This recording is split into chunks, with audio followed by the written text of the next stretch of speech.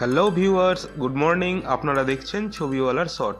তো আজকে একটা মিউজিক ভিডিও শ্যুট ছিল, তার জন্য আমরা সকাল সকাল পৌঁছে গেছিলাম নদীর ধারে। তো নদীর ধারে কেন, যেহেতু নৌকা পেরিয়ে যেতে হবে।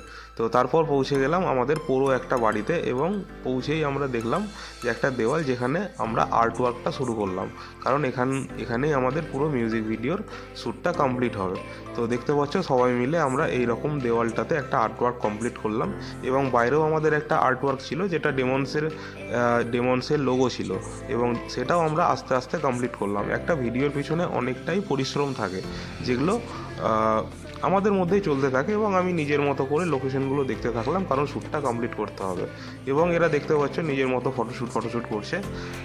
সবাই আনন্দ করে কাটিয়েছিলাম সারা দিনটা, এবং তারপরেই সবাই নিজের মতো নিজের কাজ করতে থাকে, এবং এদের সবাই মিলে আমরা এই ডেমন্সের পুরো দেওয়ালের লেখাটা কমপ্লিট করছিলাম। দেখতে পাচ্ছ রৌদ্রের মধ্যে কতটা কষ্ট করে সবাই মিলে আমরা কাজ করেছি, এবং এই পুরো প্রজেক্টটা কমপ্লিট করতে আমাদের পুরো 36 ঘন্টার মতো সময় লেগেছে।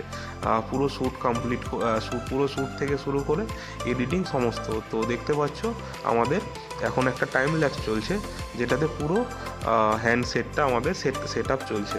তো এই হ্যান্ডসেটটা সেট আপ করে আমাদের একটা সাউন্ড চেকের ব্যাপার ছিল।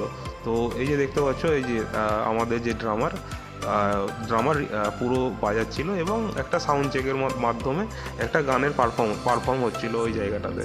তো এটা আমাদের একটা ফানি ভিডিও ছিল। যাই হোক, তো এই শ্যুটটা কমপ্লিট করার পর, এখানে একটা শ্যুট না ঠিক, এখানে পুরো একটা গানের পারফরমেন্স চলছিল, মানে সাউন্ড চেকও হচ্ছিল, আর তারপরেও পারফরমেন্স। তারপর আমরা আসলে যে আমাদের যে অরিজিনাল যে গানটা, শহরের শেষ কবিতার শ্যুটটা শুরু করলাম, এবং সারাদিনই প্রায় ভালো মতোই অনেক রকমভাবে আমরা চেষ্টা করেছি আর কি তৈরি করার জন্য।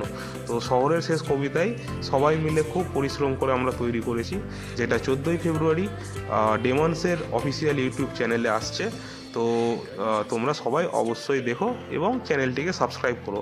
এটি একটি রূপম ইসলাম এবং ফসিলসকে ট্রাইবিউট করা একটি গান, ডেমন্সের নিজের লেখা এবং কম্পোজ করা।